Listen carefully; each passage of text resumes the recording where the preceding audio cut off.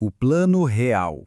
Muita gente se lembra dele como a salvação econômica do Brasil, o plano que conseguiu finalmente domar o monstro da hiperinflação. Só que por trás dessa história de sucesso tem uma outra narrativa, uma que fala sobre um custo meio oculto, um legado bem complexo que de certa forma molda a economia brasileira até hoje.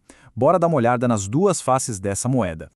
Então, o nosso roteiro aqui é o seguinte: primeiro a gente vai revisitar aquele pesadelo que era a inflação, depois entender a solução genial do plano, celebrar o sucesso dele, que é inegável, e aí a gente mergulha na consequência mais polêmica, o nascimento do que alguns chamam de república rentista.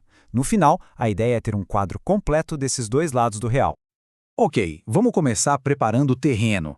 Antes de 1994, a situação econômica no Brasil era um verdadeiro caos.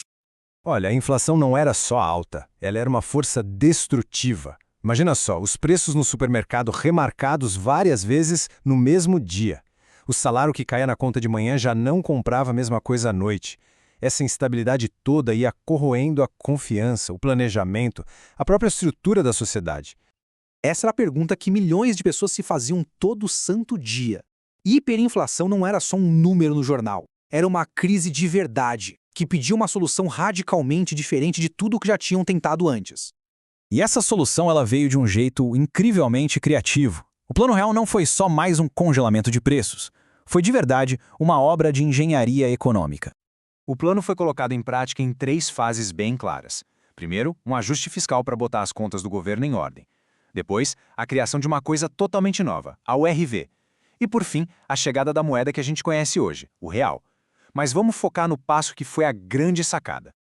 A genialidade do plano está aqui, na URV. Pensa numa régua que fica paradinha no meio de um terremoto. Era isso que a URV era. Não era dinheiro de verdade, não dava para comprar um pão com ela. Era, na verdade, um índice diário que convertia todos os preços, salários, contratos, tudo para uma mesma base de valor que era ligada ao dólar. Quando todos os preços estavam falando a mesma língua, a transição para o real, lá em 1º de julho de 94, aconteceu de forma super suave. E isso quebrou a chamada inércia inflacionária. Sabe, aquela tendência dos preços subirem hoje só porque subiram ontem, por puro hábito. E qual foi o resultado? Olha, foi imediato e impressionante. O plano funcionou exatamente como os economistas previram. Essa citação do IPEA, que é o Instituto de Pesquisa Econômica Aplicada, resume tudo. A missão principal do plano foi cumprida e não tem discussão. A inflação, que batia quase 50% ao mês, despencou para 1 dígito. Foi uma mudança drástica na vida de todo mundo. E aqui está talvez o maior benefício social do plano. Ao estabilizar a moeda, o poder de compra dos mais pobres foi protegido. O fim daquela inflação maluca foi, na prática, o maior programa de transferência de renda que o país já tinha visto e tirou milhões de pessoas da pobreza. Bom, aí vem a grande questão. Se o plano foi um sucesso tão grande, por que ele é tão debatido até hoje? É aqui que a outra face da moeda começa a aparecer. Para manter o real forte e a inflação baixa, a estratégia do governo foi uma só: juros altíssimos e câmbio valorizado. Isso atraiu muito capital estrangeiro, claro, mas também acabou criando uma nova dinâmica na economia, com consequências que a gente sente no longo prazo. Para entender essa crítica, a gente precisa definir um conceito-chave: rentismo. De um jeito bem simples, é quando a economia favorece mais quem já tem dinheiro para emprestar para o governo com juros altos do que quem quer investir na produção, gerar emprego, inovar.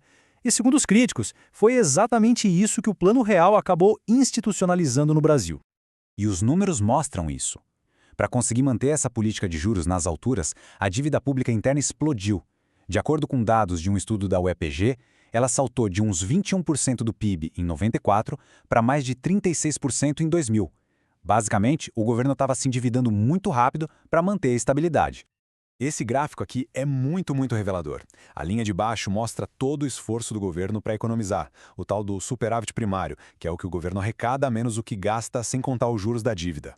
A linha de cima mostra o que era pago só de juros. Ou seja, todo o esforço de economizar era engolido e com sobra pelo pagamento da dívida. Virou um ciclo vicioso. E esse fluxograma aqui resume bem a lógica. Com a abertura econômica e o real forte, o país começou a importar mais do que exportar. Para cobrir esse buraco e atrair os dólares que faltavam, o governo mantinha os juros lá em cima. Só que isso aumentava a dívida pública, que por sua vez precisava de mais juros. E aí se criou essa bola de neve, que favorecia o capital financeiro em vez do setor produtivo. Então a gente chega no centro do debate. Como é que se equilibra esses dois legados tão diferentes? De um lado tem o triunfo, o fim da hiperinflação, a queda da pobreza, a estabilidade que permitiu ao Brasil se modernizar. Do outro lado, a troca. Uma dívida pública que não parava de crescer, uma economia que passou a beneficiar o setor financeiro e a consolidação do que os críticos chamam de república rentista. No fim das contas, a pergunta que fica não é se o Plano Real foi bom ou ruim, mas sim qual foi o verdadeiro preço dele. Foi uma solução definitiva para um problema crônico ou foi uma espécie de pacto que trocou a crise da inflação por uma dependência de juros altos e endividamento? Essa é a dualidade que define o legado do real. Uma dualidade que continua influenciando o destino econômico do Brasil décadas depois.